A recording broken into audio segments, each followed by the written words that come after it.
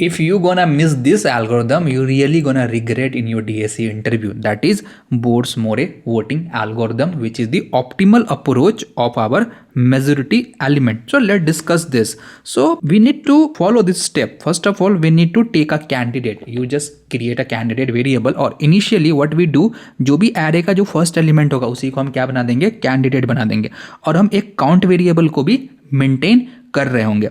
अगर मेरा count zero है, अगर मेरा जैसे ही काउंट जीरो होता है, मुझे क्या करना है, एक न्यू कैंडिडेट चूज करना है। कैसे, अभी हम देखेंगे। और जैसे ही मुझे सेम एलिमेंट मिलता है एरे के अंदर, काउंट को प्लस प्लस कर दो और अगर डिफरेंट एलिमेंट मिलता है तो काउंट माइनस माइनस कर दो। तो सबसे पहले एलिमेंट हमारा एरे, ये हमारा मान लेते हैं एरे।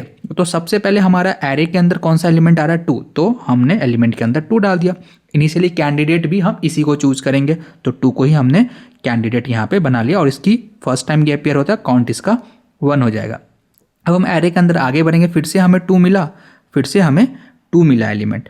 कैंडिडेट तो अभी यही होगा, ठीक है। फिर से हमें 2 मिला तो काउंट को हम प्लस प्लस कर देंगे, तो 1 से काउंट इसका 2 हो जाएगा। फिर हम एरेज के अंदर आगे बढ़ेंगे, अब एलिमेंट पे हमें 1 मिला है, कैंडिडेट तो हमारा 2 ही है।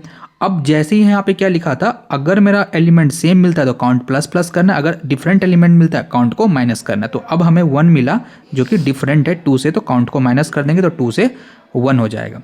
फिर से हम आगे जाएंगे, फिर से हमें 1 मिला, फिर से कैंडिडेट तो अभी 2 ही है, तो फिर से हम 1 को 1 माइनस करेंगे तो हमारा 0 हो जाएगा।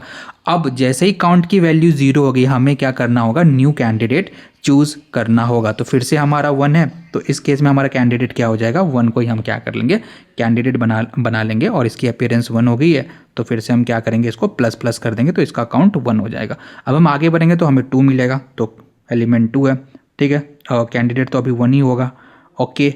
तो अब फिर से हमें क्या मिल गया है, यहाँ पे डिफरेंट एलिमेंट मिल गया। तो जैसे ही डिफरेंट एलिमेंट मिलता है, काउंट माइनस माइनस करो तो काउंट फिर भी क्या हो जाएगा, हमारा 0 हो जाएगा। अब जैसे ही काउंट हमारा 0 हो गया ना, हमें न्यू कैंडिडेट बनाना होगा, तो फिर हम 2 हम नेक्स्ट एलिमेंट हमारा 2 है, कैंडिडेट हम 2 को बना लेंगे और जैसे ही हमें फिर से सेम एलिमेंट मिल रहा है तो काउंट को हमने 1 कर दिया। तो लास्ट में देखो कैंडिडेट के अंदर क्या आया, 2 आया, तो इसी को मैं रिटर्न कर दूंगा और यही हमारा क्या हो जाएगा, मेजॉरिटी एलिमेंट हो जाएगा।